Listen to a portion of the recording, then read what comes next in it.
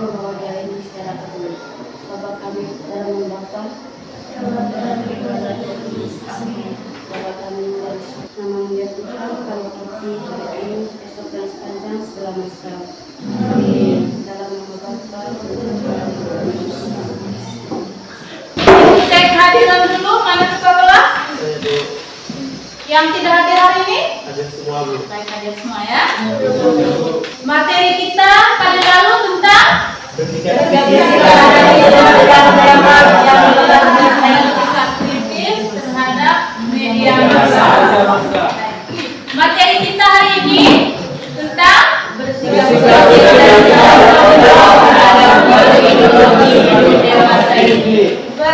kritis dan bertanggung jawab terhadap ideologi dan gaya hidup yang berkembang dewasa ini.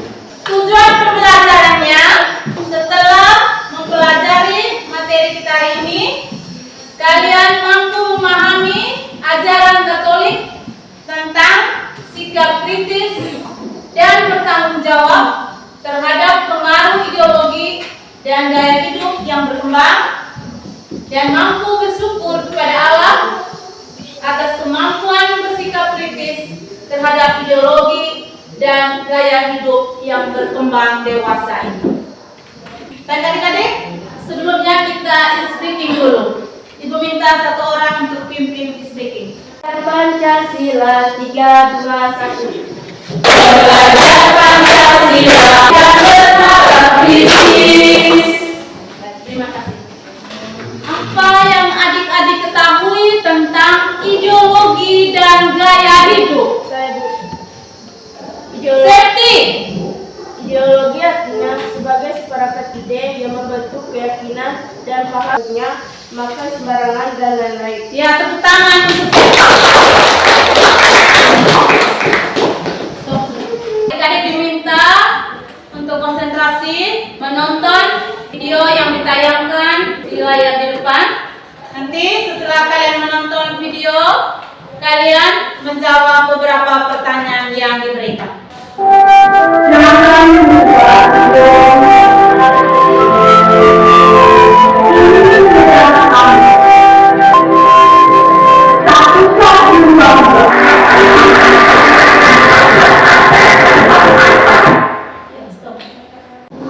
Setelah adik menonton video tadi, apa yang adik-adik ketahui tentang ideologi? Pasti.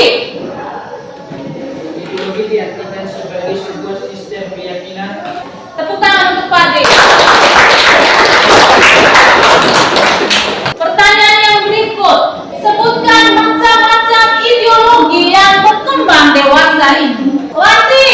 Macam-macam ideologi yang berkembang dalam masyarakat dewasa ini yaitu dari ideologi Pancasila. Ya, tepuk tangan untuk Wati. Ideologi itu merupakan sebuah sistem keyakinan yang akan memandu perilaku dan tindakan sosial. Lalu, macam-macam ideologi tadi seperti yang disebutkan oleh Wanti tadi, nasionalisme. Yang berikut kita sama-sama mendengar cerita kitab suci. Ingat adik-adik diminta untuk konsentrasi menonton cerita kitab suci yang ditayangkan di depan. Karena sebentar adik-adik akan masuk dalam kelompok untuk mendiskusikan beberapa pertanyaan yang harus adik-adik jawab. Tuhan Allahku dan layani Dia saja.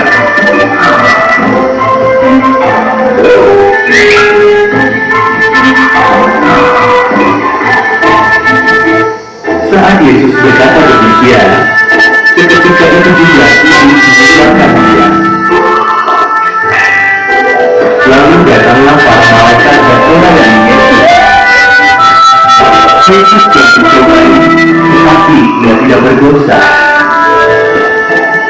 Satu kali yang ketiga.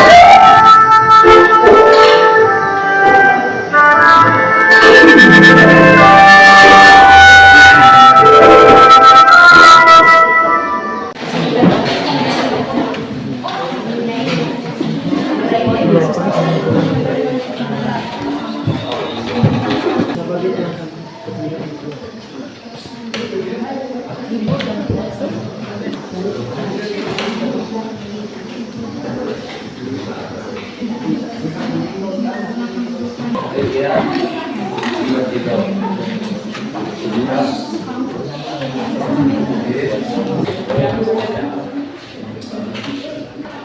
berikut Ibu minta ketua kelompok bersama teman-temannya maju untuk mempresentasikan hasil kerja kelompok. Ya, silakan kelompok 2.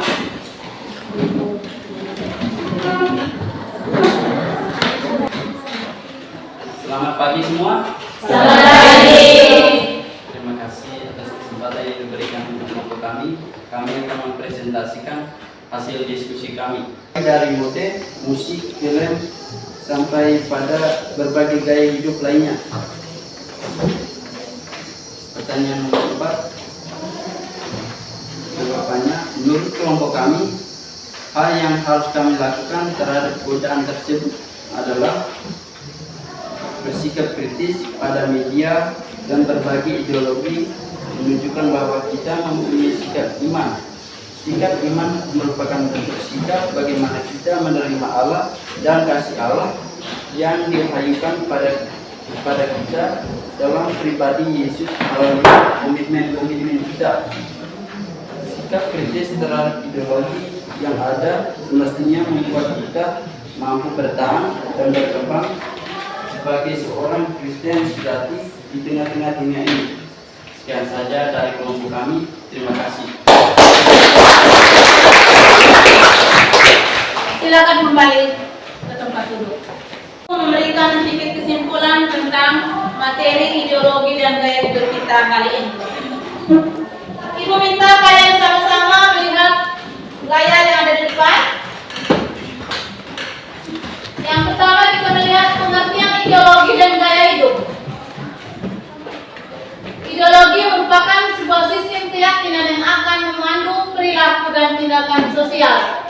Sedangkan gaya hidup dalam bahasa Inggrisnya lifestyle adalah bagian dari kebutuhan sekunder manusia yang bisa berubah bergantung kepada zaman atau keinginan seseorang untuk mengubah gaya hidupnya. Yang berikut macam-macam ideologi, ada nasionalisme, ada marxisme, ada komunisme, ada teokrasi, ada neoliberalisme, kapitalisme, feminisme, Pancasila. Lalu macam-macam gaya hidup. Yang pertama materialistik dan hedonistik, yaitu hidup dengan berlimpah materi dan kesenangan. Manusia diukur dari apa yang dia punya, bukan karakternya.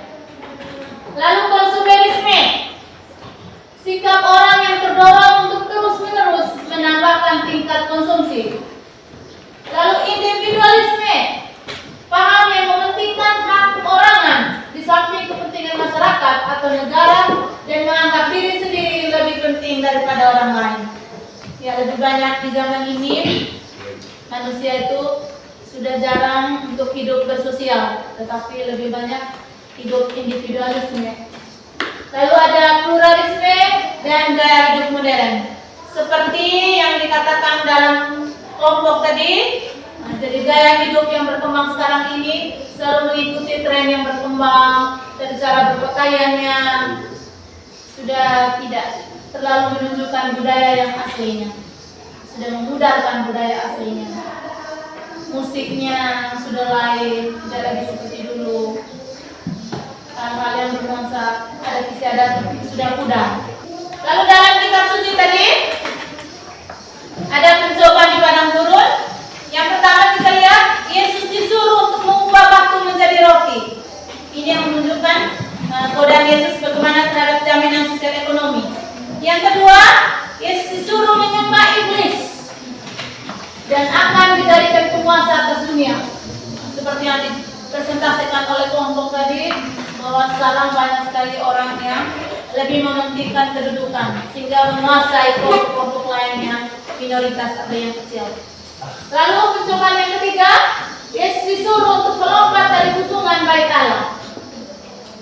Ini yang menunjukkan bagaimana godaan terhadap Yesus, terhadap popularitas dan kesenangan. Demikian juga kita di zaman ini, lebih banyak godaan-godaan yang menuntut kita, apakah kita melaksanakan atau menerima godaan itu, ataukah kita mengelaknya, seperti kesenangan-kesenangan duniawi. Tujuan iblis mencoba Yesus di padang gurun, yaitu agar Yesus menggagalkan pilihan untuk mewartakan kerajaan Allah, dan supaya Yesus menyibukkan diri dengan jaminan sosial, ekonomi, kekuasaan, dan kesenangan. Tetapi Yesus di sini menolaknya, bukan karena hal-hal itu jelek, tetapi karena ada hal yang lebih pokok, yaitu kerajaan Allah. Baik adik-adik, terhadap kesemuanya itu, bagaimana sikap kita terhadap ideologi dan gaya hidup yang berkembang di zaman ini? Kita dituntut untuk bisa bersikap kritis terhadap ideologi dan gaya hidup yang dapat memudahkan atau menghilangkan sikap kita, sikap baik kita, sikap iman kita.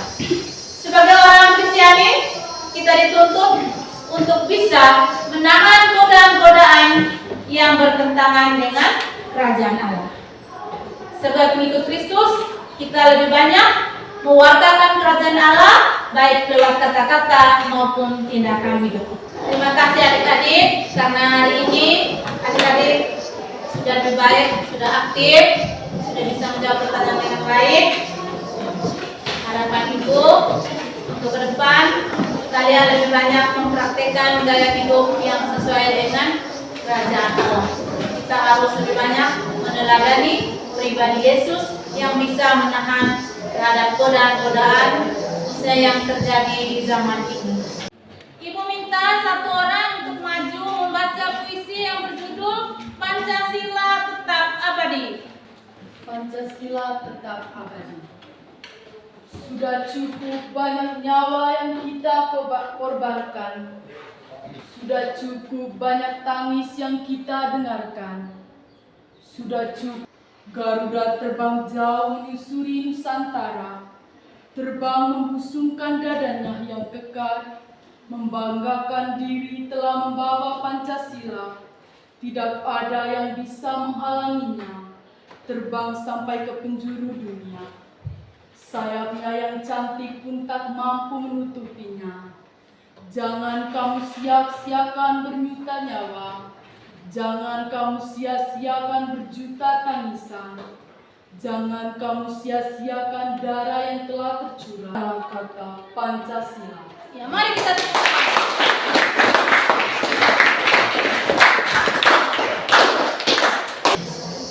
untuk menutup kegiatan kita pada hari ini, meminta satu orang untuk membawakan doa.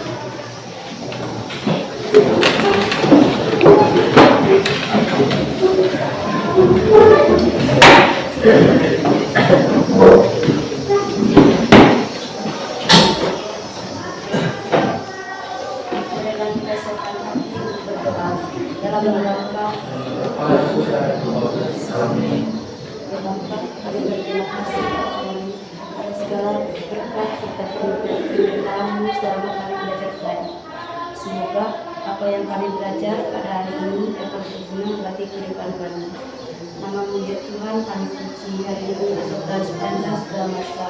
Amin. Dalam nama Bapa dan Putra dan Roh Kudus. Amin.